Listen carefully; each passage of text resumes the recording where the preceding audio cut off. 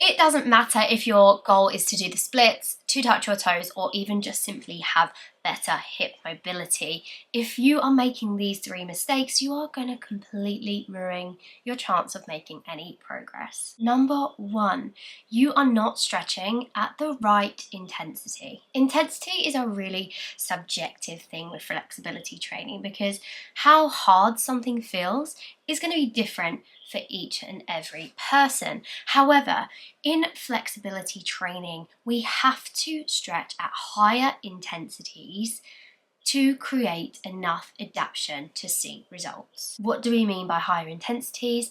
We're talking about those pretty uncomfortable positions. Imagine you've got a scale of 1 to 10, right? 2 or 3 is going to be the point where you're starting to feel that stretch sensation. You're aware of it. It's probably going to be quite nice to give you a little bit of relief. Now imagine that 4, 5, 6 is the point where you are feeling the stretch, but you could probably stay there for quite a while. Your breathing isn't being impacted. You could probably hang out there, talk to your mate, chat about something else because the stretch sensation isn't that intense. Now, 7, 8, 9 is where things start to get serious, and this is the point where you can feel your body start to have a physical response to the stretch. Maybe you feel the tension, maybe you start holding your breath. And this is the point where we need to spend some time in our stretches. If you are new to stretching, you may not quite understand those different levels of intensity yet, and that is completely fine. Remember, we're not trying to rush this process. It doesn't mean that going harder straight away is going to equal better results. It just means that we do need to spend some time in those uncomfortable positions to see progress, to develop new range. However, I always advise that you spend some time in stretches and slowly move through the levels of intensity. So stop at a point when you're like, okay, I'm aware of it.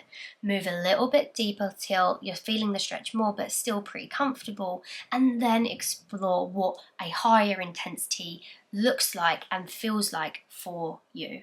And it's really important that you do take this time to learn about intensity for your own body, because where you start to feel those kind of changes in intensity is going to change as you get more flexible, as your experience with stretching changes. Always remember to check in with yourself and make sure you are pushing yourself with those stretches. You shouldn't be in pain, but you should be uncomfortable and you should know that you are working quite hard. A quick note on higher intensity stretch work: you shouldn't be doing it every single day because you might get sore and you need to allow your muscles to rest and recover. Second mistake, you're not holding your stretches for long enough. Let's say you get yourself into that high intensity stretch, you feel that uncomfortable pain, your immediate reaction is to want to get yourself the hell out of there. That could be the only amount of time you can tolerate. Let's say at the moment when you get into your deepest range of motion, you can only tolerate 5 seconds.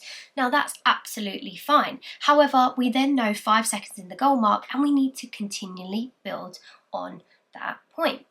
The general rule is that as intensity gets higher, time gets shorter, but we should always work to being able to hold our stretches for up to 2 minutes. Higher intensity periods being at least around 30-40 seconds. Also really good that we work on holding our stretches for longer periods, as sometimes when we move into a stretched position, our body will resist it and really not want to let you go further.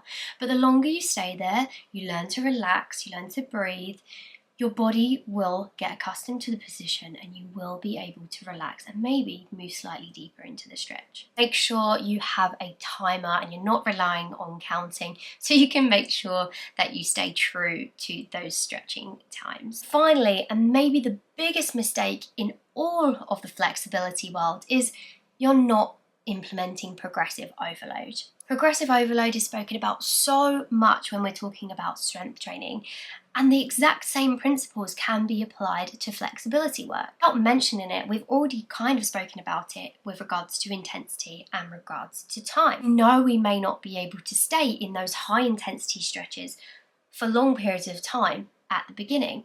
Maybe we start with only being able to tolerate 5 seconds, but then the goal should be to move that to 10 seconds. And from 10 seconds to 20 seconds, from 20 seconds to 30 seconds. And once we can do one set of 30 seconds, we move that to 2 sets of 30 seconds, to 3 sets of 30 seconds, and then we increase the time. It's increasing the reps of our dynamic stretches, it's increasing the hold time of our isometrics, it's increasing the weight that we're using to help pull us into the stretches.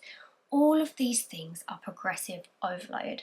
We need to continue to manipulate those small factors within our flexibility training in order to keep challenging our body and to keep seeing progress, exactly like we would in strength training. If you are unsure on how to implement progressive overload into your stretch routine, head to my app where you can take follow-along classes for full body flexibility, hip mobility, hamstrings, pancake, front splits, middle splits, basically anything flexibility-wise you can think of, and you'll have me guiding you through the stretches as you go and supporting you every step of the way. Happy training, guys, and I'll see you soon.